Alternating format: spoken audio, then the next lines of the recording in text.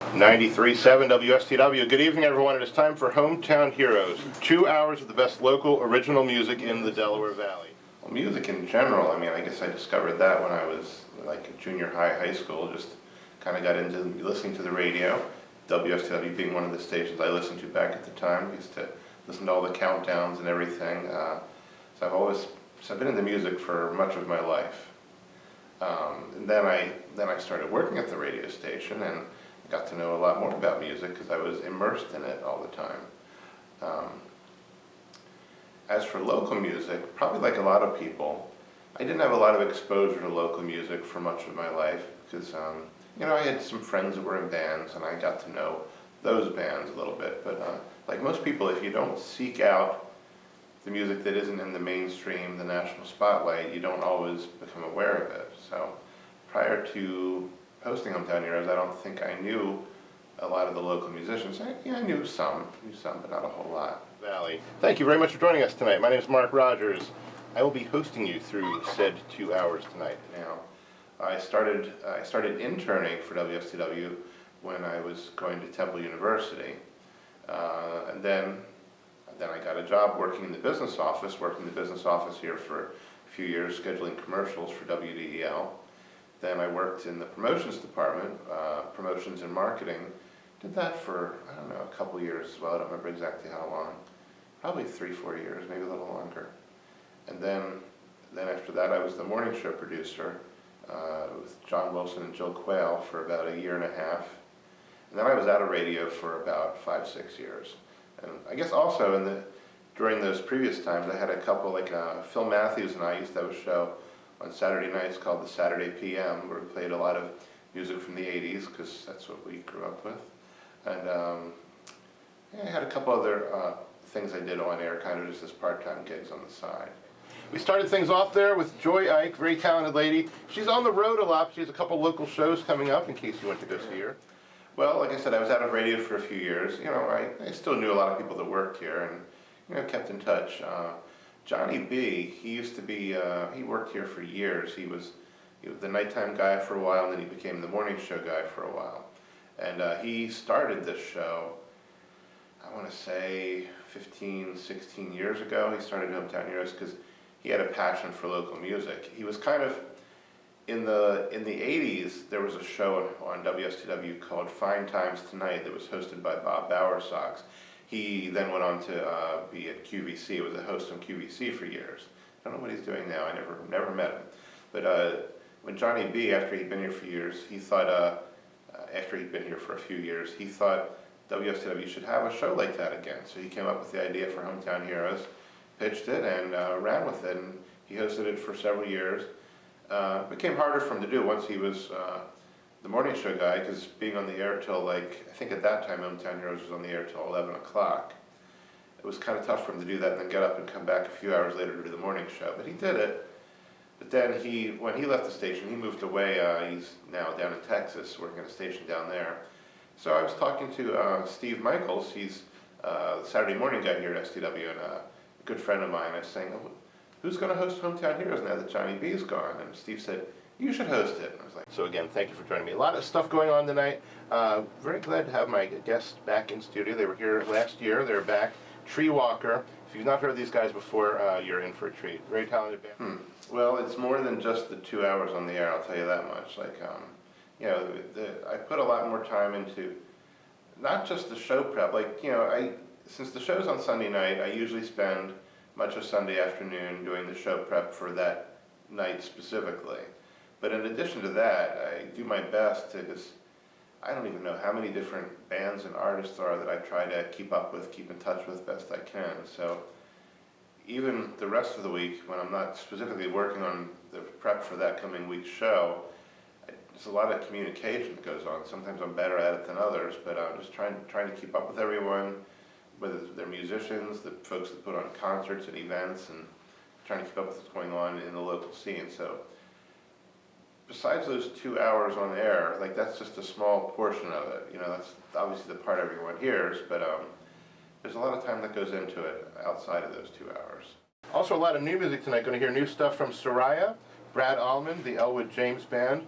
Going to hear from, I try not to rely on my own musical preferences or tastes because not everyone has the same taste as I do. So, of course there's some bands or musicians I like the music more than others, but I try not to let that influence me too much. Sure, it does influence me a little bit, but I try not to let that rule whom I play and whom I don't play. I do my best to give everyone a shot.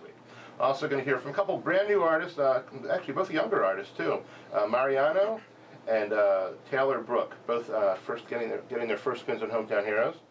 Something else that helps me make this. I mean, there's a lot of probably little factors that go into it, but artists that are proactive, like who approach me and kind of keep me up to date, say, hey, we have a big show coming up this week. Would you be able to, give me a shout out on air? I can't always do it because I only have 2 hours a week, but it helps if I'm aware, because I don't always have time to go see where everyone's playing because there's hundreds of artists to keep up with. So people being proactive is good.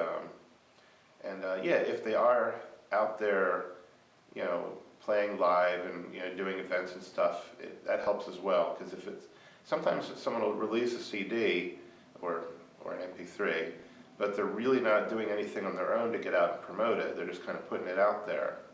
Well, if you just put it out there, chances are it's not going to go very far. You've got to get out there and promote it. So if it's an artist that's really out there, working hard, busting their butt to promote their music, I'm more inclined to say, oh, let's give these folks some airplay.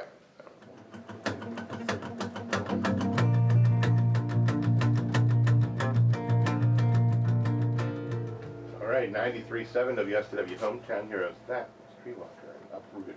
Very cool. I guess be targeted. Make sure wherever you're sending it, every once in a while I get stuff that's doesn't quite fit the show. Like whether it's from someone that's like a band from New York, like, well, I'm not going to play New York, they're not local, or maybe a genre of music that's a little bit outside, like a screamo band or something like that. So make sure what you're sending is targeted to the correct outlet in a format they would want. So even though vinyl is very hip right now, if someone sends me a record, there's not a lot I can do with it. I don't have a record player to use here at the radio station. Be thorough. I have every once in a while I've gotten a CD that didn't have much information, or an MP3. They just put the name of the song, but not the artist name. So be thorough.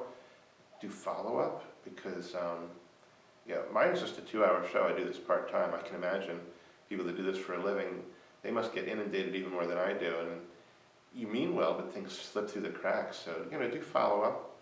Check. Hey, I sent you a CD a couple weeks ago. Do follow-up again.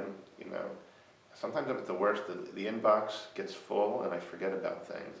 You know that. We've talked back and forth for a while. And it's like, I mean to get back to people, but I don't always have time to, and then I forget, and then the 10 emails that come in today, bury those. So, just do follow up, and unless you really get the indication that they're just not interested. But sometimes it's not a lack of interest, it's just a lack of time. Everyone's busy, so. In Las Vegas, my buck is contagious, and on here. The key to success, I guess, is they're going back to like the music community, the involvement. Like if there's still plenty of musicians who want to be part of the show. There's a core group of listeners that are devoted to the show. I guess it's a very highly interactive show. That's probably the key to it. Whether it's the musicians, the listeners, the music community. So that's probably the key to whatever success Hometown Heroes has, is I think attributable to that.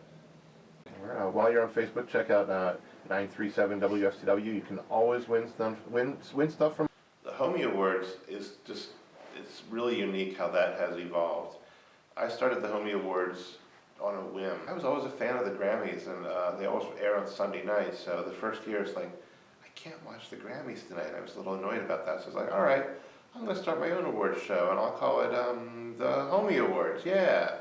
So it just kind of, the first couple years was mostly goofy. Like I had people submit categories. A lot of them were just kind of silly categories. There was the normal ones too, like best band, best album, stuff like that.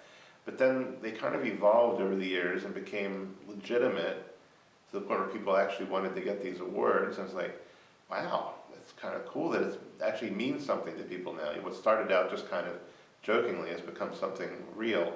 And then now for, I guess, 3 years, and this year will be the 4th year, it's become a live awards show thanks to my friends at Gable Music Ventures, Jeremy and Gail, and Joe Trainer was involved in kind of getting the ball rolling on that too, of turning it into something, an actual thing out in the world for people to attend and give out little statuettes and all.